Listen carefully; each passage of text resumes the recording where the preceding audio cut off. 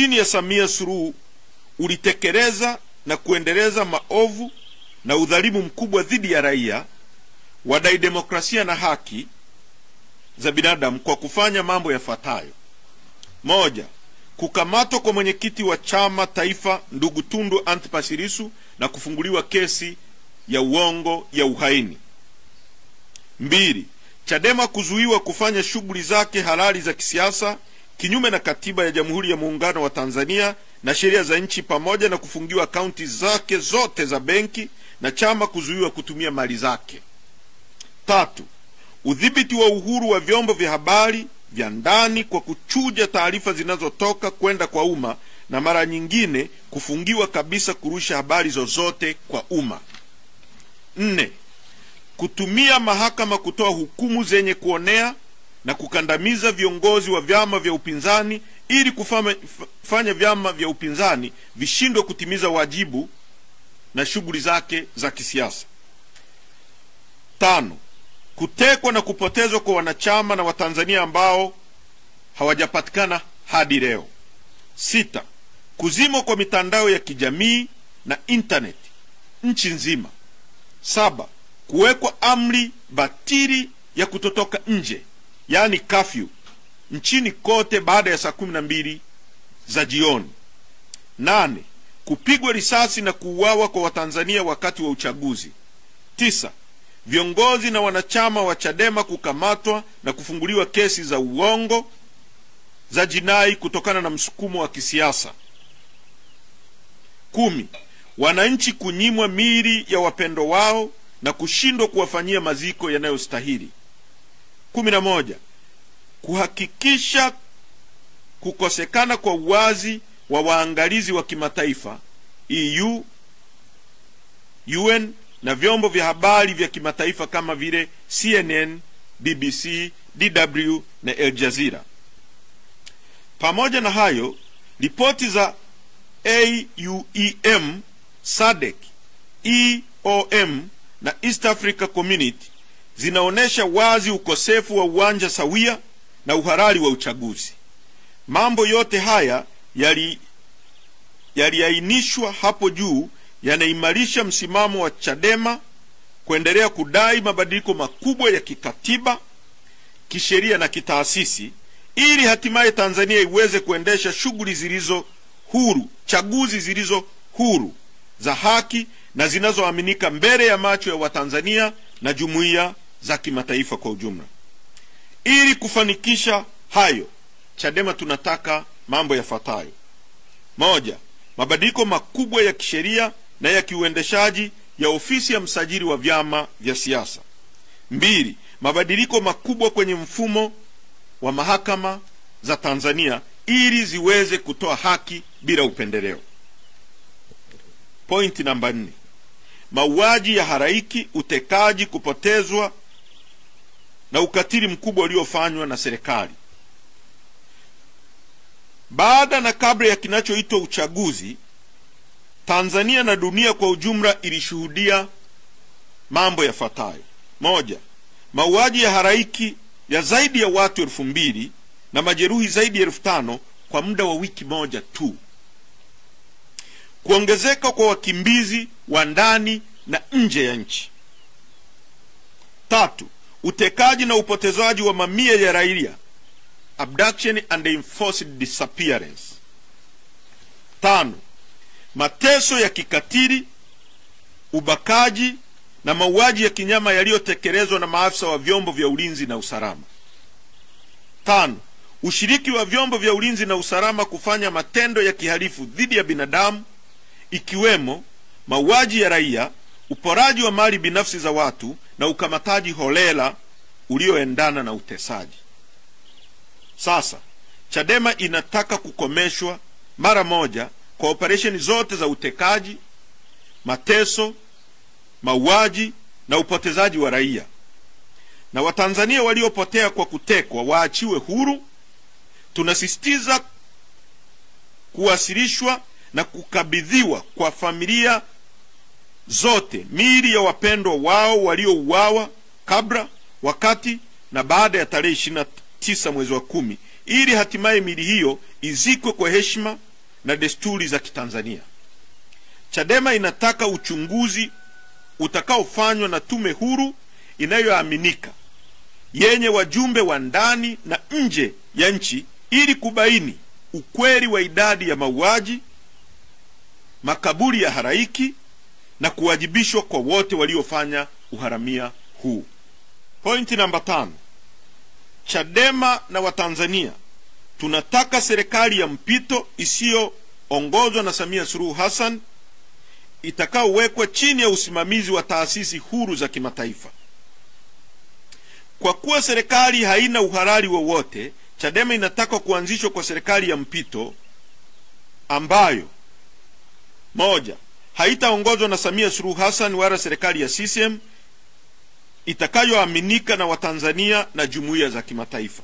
2, itasimamiwa na mashirika ya kimataifa yenye kuaminika na yenye uwezo kama vile Umoja wa Mataifa, AU na SADC. 3, itarejesha utulivu, haki za kisiasa na za kiraia. 4, itafungua anga ya kisiasa na uhuru wa kujieleza. 5, itaratibu uchaguzi mpya wa kitaifa kwa uwazi, uadilifu na uangalizi huru wa kimataifa. 6, itahakikisha kuachiwa huru kwa wafungwa wote wa kisiasa na wote waliofunguliwa kesi za uongo.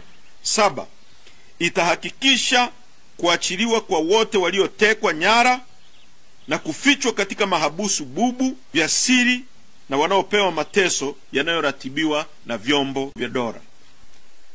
Pointi namba 6.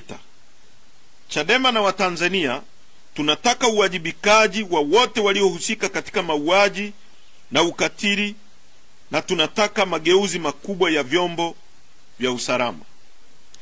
Chadema inasisitiza uwajibikaji wa waliopanga, kufadhili, kuagiza, kuratibu na kutekeleza uhalifu.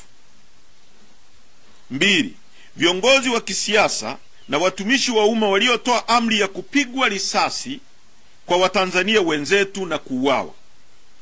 3, maafisa wa juu na chini wa usalama waliohusika moja kwa moja au kwa kufumbia macho matendo ya uvunjifu wa haki za binadamu na mauaji dhidi ya raia. Maafisa wa juu ambao lazima wawajibike au kuwajibishwa ni wakuu wote wa vyombo vya ulinzi na usalama, yaani IGP, CDF, DGTs, kamishna mkuu wa uhamiaji, kamishna mkuu wa magereza, mkuu wa operation na mafunzo wa jeshi la polisi. 5, aliyekuwa waziri wa mawasiliano, habari, teknolojia na wote waliohusika kuzima mitandao ili kuruhusu mauaji ya kinyama ya halaiki kutokea. Sambamba na hilo, Chadema inataka mageuzi makubwa ya kimfumo, kitaasisi ndani ya jeshi la polisi na vyombo vyote vya ulinzi na usalama vya nchi yetu.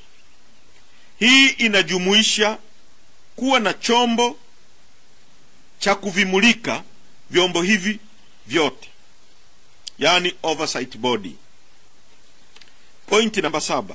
Fidia kwa familia zilizopoteza wapendo wao na wananchi waliopoteza viungo vya miili yao. Msimamo wetu mwingine ni kwamba kila familia iliyopoteza mwanafamilia au raia yoyote aliyepoteza viungo lazima alipwe fidia. Fidia hii si malipo ya kawaida, bali ni hatua ya kutambua kwamba dola ilihusika katika mauaji kimataifa, kufuatilia matendo ya kihalifu yaliyo kwa kutumia vyombo vya dola, na tunatoa wito kwa jumuiya za kimataifa kuwawekea vikwazo wote waliohusika kupanga, kutekeleza uharamia huu wa uhalifu dhidi ya binadamu kama ifuatavyo. 1, wahusika wote wa uhalifu dhidi ya binadamu wanapaswa kuwekewa vikwazo vya kutosafiri nje ya nchi wao na familia zao. 2, fedha zinazoletwa kwa nchi zisipelekwe kwa serikali isipokuwa ziende moja kwa moja kwenye asasi za kiraia ili ziweze kutumika kusaidia wananchi kupata huduma ikiwemo madawa na huduma nyingine. Kwa mchakato shirikishi wa mabadiliko ya katiba ulioongozwa na tume ya Jaji Joseph Sinde Warioba. Namba 9. Chadema inaiomba jumuiya ya kimataifa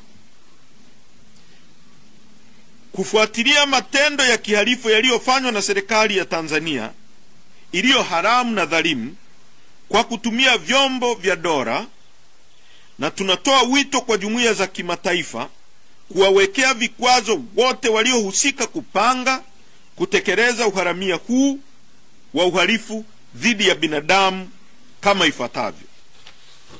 1. Wahusika wote wa uhalifu dhidi ya binadamu wanapaswa kuwekewa vikwazo vya kutosafiri nje ya nchi, wao na familia zao. 2. Fedha zinazoletwa kwa nchi zisipelekwe kwa serikali, isipokuwa ziende moja kwa moja kwenye asasi za kiraia ili ziweze kutumika kusaidia wananchi kupata huduma ikiwemo madawa na huduma nyingine. 3.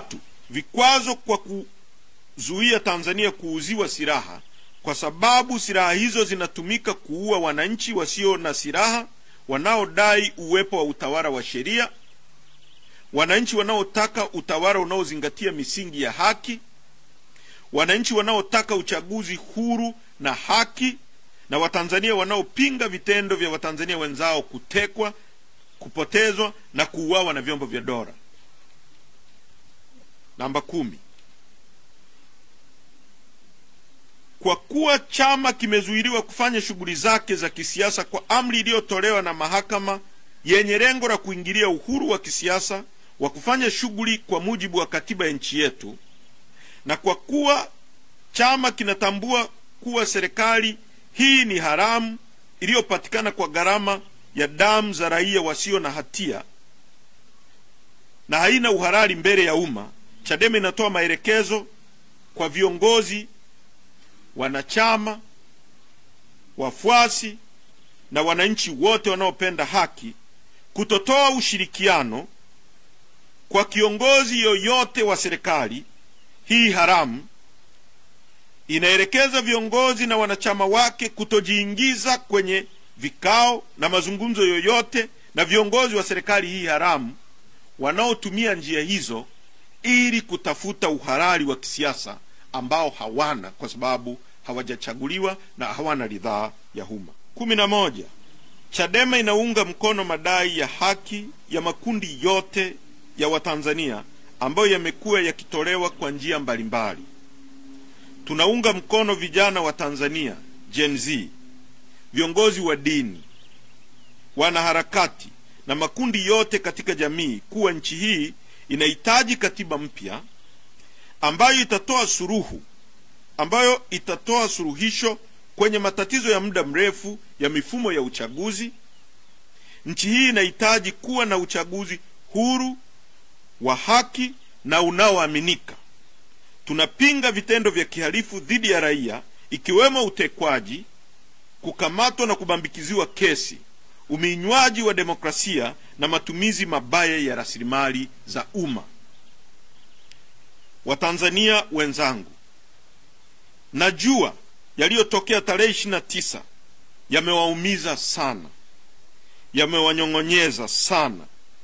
Nachukua nafasi hii kwa niaba ya chama chetu kuwapa pole, kuwatia moyo na kuwafariji. Yote mliokuwa mnapigania ni halali na ni ya haki. Mmepoteza vijana wenu, mmepoteza viungo, na wengine wamepoteza mali zao. Poleni sana, poleni sana, na yote haya yana mwisho na tutashinda kwa pamoja. Mungu awabariki sana. Asanteni kwa kunisikiliza.